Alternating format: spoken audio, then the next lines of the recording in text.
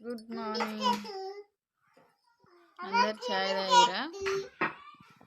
ఇగో మా చిన్నమ్ములు కూడా cream biscuit కాదు, ఉస్మానియా బిస్కెట్. మా పిల్లలు అయితే ఉస్మానియా బిస్కెట్ చాయ్ అయితే తాగుతారు. మీరందరు చాయ్ తాగిరా లేదా కామెంట్ చేయండి. ఇగో ఇదైతే నా చాయ్. గుడ్ మార్నింగ్ చెప్పవా మమ్మీ? చెప్పు.